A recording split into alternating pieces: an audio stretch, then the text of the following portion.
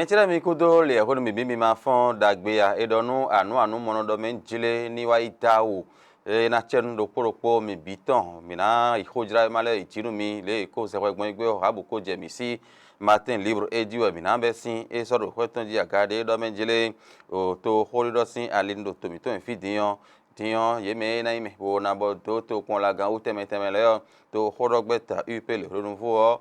na gbedin ma flin do da ido menjile honu e so to kon la gan bo so idazin pe ton ji gudu ye je gbeta enele to ji khla bo to horogbeta gbe bo de won ton so yin to ji do menjile yin to no te bono ya fonu foto ra pa ni o hwe e fonu foto lo to horogbeta bi ba po ndo menjile me wo de ji do le me into horogbeta sin vi bo kan ya zo ato ti tengbe o me bi ku itun kan ji we ton ito no menjile e so do tende me on ye na pe nu kun do azo ogbo wa ekuna yin mi de ozo pe de pon be na wa do to pon la le wo no mo nkan tan eblo be je joro tin ye na gbe be hen me na bodo ye o pe da teme na wa zo do to pon la ko do bo de o ton le po e ko to no mo nkan tan wa yo ji di on to pon la vi gan do asin po yi e me na no gbe ta de me le yo e ko de ogbon fi keke lo bo ne o e ma te ko follow a hon kene de je pi po ogbon fi de je na yin e me mo awon to ko gbe ta ipe le ronu fo bi po ndo menjire me do gbeji no o to ko gbe ta me yan zo atawo mi hu itun o me ko me yo ko bi tun bo de jide wo yo e na si so do fi ni le o Martin livre e se wo so do ko ton ji e homen Martin livre do ko ti me po ndo menjile to ko to de le tin bo to e ti do hume lo to o men e kun te so ro pe ton si e lo wo ye bo bli bo wi gbede wo to bi han ro yo ton me la providence ingla enion e no yo do transiter passe ton me enion tiyan o yan bo no ni we to mi to en fi da yi ro bo ni ya ihwe nu bo te ko iho ito ho lo mo pe nu kun to we ho ro to mi to en fi me chile mi fe na sa ingla to ho da ma lo kin kan bi po ndo me jire fi te me na ho ka bli gon fla foro to ho ro sin ali nu to me je ede adio nu kan bi mi do onu kon po mo lo kin kan bi me jin le matinal e ho me ton yo mi na so tin e ti me po ndo me jire ino ekpon ko o mi to gudo wa ikaka je e homeo alizo gigitin bo ate kwa aka won ton e do finitin yo e do sin bo blode su titengbe le matinal e lendo I love you men chele mi bo lendo ali jele po bo monole e ko yi afa ton idibla ya fe ne jeji bo e ko blodo to mi to en fi bo lendo ali jele po ji bo le matinal e so do e kweton ji e homen fraternité e homen ton yo e ti me do men jele nungbo e so mi to gan ton e jawe do nu konton yo sun do ko hunje ko de hoye ne o me chele me do poro we zun kan me na ije me de ji le na sin hoto nu ogbon bo ayo ji ahoja hon we no na wa so ti te ngbe ton be na pa me yo me bi koro we zun ji me de kun so te pon me de ti o me ji lo sunu popo eje e ko de fraternité e do nu e ni bo so do we ton ji ajache news e ho me ton yo e we mi na so din e ti me po do me jire bo ni ya yi podo democrat le po diyan e vo bi degbe me ji la me na no dagbe sin kan honu me de we e de den sin ho ejo isoro nu kan me chele mi bo ejo eniyan tiyan e kamle udo lo chubo e fo bi degbe podo bo ni ya epo o democrat le hopo diyan ji o ajache news e we ro nu mo nkan ton kan bi o me chele mi la nouvelle tribune e ho me ton mi na so e ti me po do me jire o bo ni ya yi e go sin to horogbeta democrat nu bo nu do mo tiwe diyan me kana si hopla to horogbeta eniyan din do aji ofofo ton nu kan bi o hwe yin be soro we ton me nouvelle tribune e homen ton yo e ne me democrat le diyan me kara si hopla ye we bo han lo nu to horogbeta eniyan tin bo le edona yin fi edona yin na yin to awon aji yo la nouvelle tribune e ro homon ko ton kan bi lo bo ka e mo se na ye e ma do ene de kan bi me se na ne na blogbon bo ti to me ton le na yin do kan jin me na no afide da yo ji ro so mi o sin we le yo ne na fo to gun apa iton tete kana tun cho ya yo ji yo e ko razo e ton wa ho me chele l'emblème du jour e homen ton yo e we mi na so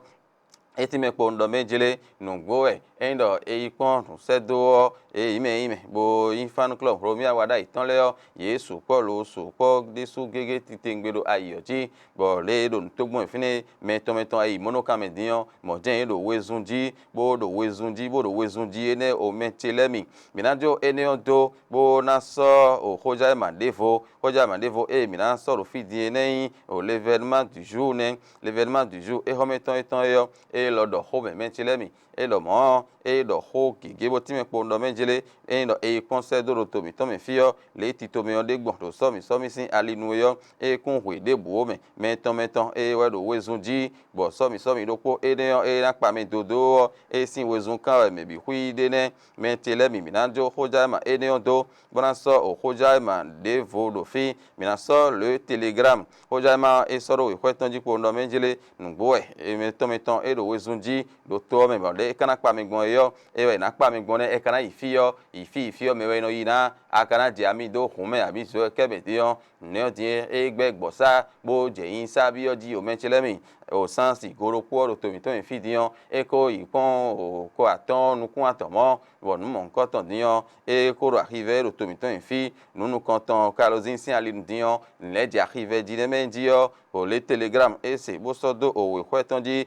Joseph Jogbenun e ye me so yo to sin afo so ro to mi to mi fi podo me so chinu sin afo so ro to mi to mi fi ko e do ho kha e bo to nu gege kha e do ali e ne onon la bu sol e ho me ton yo mi na so men e ti me po do menjere e do e na do akwezi kanali do ho ro to mi to mi fi bo nu kon ina tin do ali e ne on be na fo no voto bo huzu na tin yo mi na tin do menjere me ro po e si ho so bo nu bi hui do kanji yo e de me na ho wada isin ye do fi bo so je de z sin ye da paton bo mo no menjere ta lon ho do ti yo nu gege tin be to do ali e ne onu bo nu kon ikana tin yo le si hublogbon yo mi bi ko tun le ji la bu sol e ho me ton yo e we do mon mi na so le matin o ja ma e ne on fon zan de so ti tengbe o mo no menjere to khorogbe tabi ero tin yo e na be gbedi zoni de e ho me gbon to bi hui me do mi ma ton to do menjere e na me de wan ton de hon e ton ni me ne de afo ton de bo yan fo dagbe hon e ton ni hon to khorogbe tabi ero mo no menjere to vi to sile yo ye de afo de wai bo mi duna igbo ito pe ton e do mi ku de o se a mi so be do na chen mi de ji sin wa e mi na blogbon aye bi hui ji bo te na be po e hon me de ti bo le matin e se bo so do ikwe ton ji le matin ro po e kla mi to ta le gbe be to ton o kwe e no do ton bo e ka ni sin khoyo ti to me de vo e ko le je o ti me chele mi ka ni sin khoyo le eno igbon da yi bo mi tun we yo a te pa mo no me jere nu kige ro fene bo e mi na di yo wa na be na ja cho ho gan le ko don gbe no gbe da yi ka ni sin khoyo khoye khoi bo e na blo me chele a te pa na da fo me bo na fo to da li ni onu be na ja cho de su ti tingwe bo na yo pon le ko don gbe da yi yo ko ja ma on sin mi na jo no do ma na so le paraclin mo no me jere bo ni ya yi podo to khorogbe ta ton podion e jodo bi degbe yin e ko de ne menjin no yin bo me na ho so ai ha ton gbogbo hon jodo po mo ho fo aji me para kre e bero no mo nko ton cambio lo yin we a decryptage info e ho me ton e mo Paul hun pe diyan e ba do menjele to ho ro sian le no ye me ma ro pe ro po do pa che pa ko a e de ka si ho jinja yin bo to no po fla fo vo no fo to e man kra yon fla fo to mi fi aji yo o ho ja ma do mo kan bi yo do fi me l'informateur e ho me ton yo e ti me po do menjele démocrate le o ple da ho ken we te do lo bo ro na blo e ple ni yo sin do no diyan bi pa ki ja sin we e do na yin we a kan de oli boton e na chance sin we na yin fla fo aji yo ko ja di do menjele e do ple ken nu gbo me lo nenu ka na yin gbon we mi ro poro na drive ton de pe gbon mo yin gbon gbe we e ka ja aji yo ko ja ma e ro di do we lo l'événement précis e ho me ton e ti me do menjele nu gbo we to gan ho bo no ya yi e ja fo ikudo do to khorogbe ta democrat lemen diyan nu ene e ro jije we din e bi ro menjele atan de so yin adan bo ro to khorogbe ta e ne gbo yin we do amen bo me la ho experience tebe e we e kan ho bi o ma to yin to menjele we yin to khorogbe ta e mo pl sinu kan to a we ho ja ma e kan ho bi e ho iro ene me e ro le bo no ya yi e ja fo ro ku do sin to khorogbe ta democrat onu